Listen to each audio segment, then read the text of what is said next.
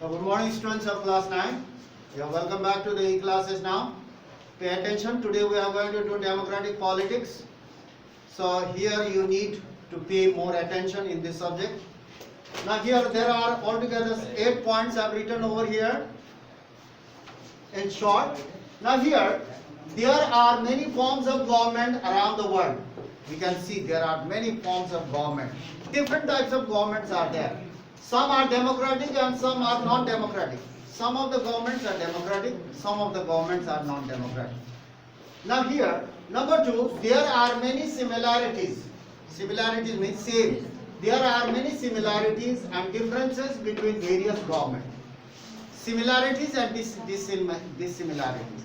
Similarities means such as take the example of a democratic country, our India, and take the another example, our neighboring country, China. So in both the countries, election takes place. That is the similarities.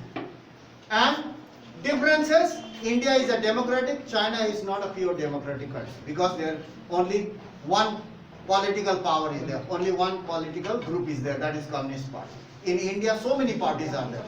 More parties, better it is for democracy, so that they can point out each other. When they make mistakes, there is many hands, many fingers to point at the government. But in China, if the government is doing anything, whether it is right or wrong, there is nobody to point at the government.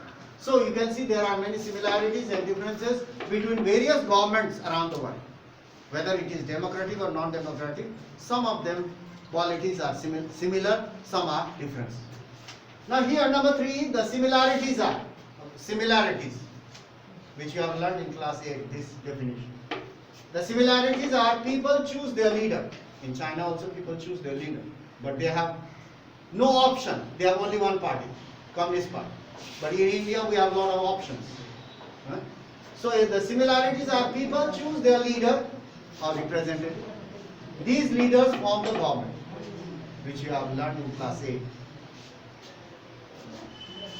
Democracy is a form of government. This you have learned, right? Listen, pay attention. Democracy is a form of government in which the rulers are elected by the process called election.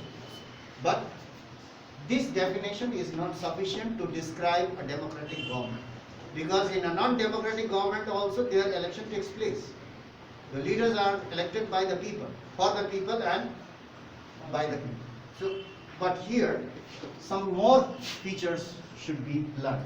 This will allow us to separate democratic and non-democratic government. The people, first point is people choose their leader to run the government. In a non-democratic, people do not have the right to choose. For example, in the country run by a king, a country run by a dictator, there no election takes place, first of all. Some countries are ruled by an army, some of the countries are ruled by an army.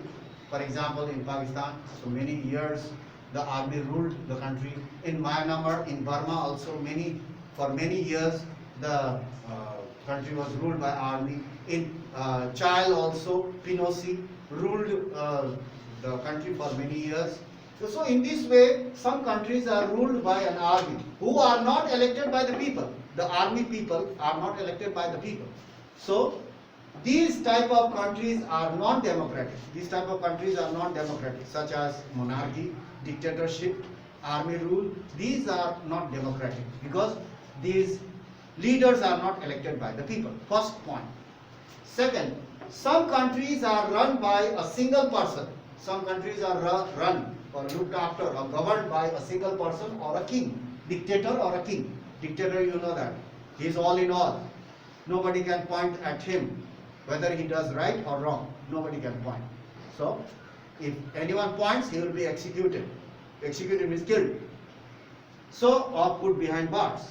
So, these also countries are not democratic.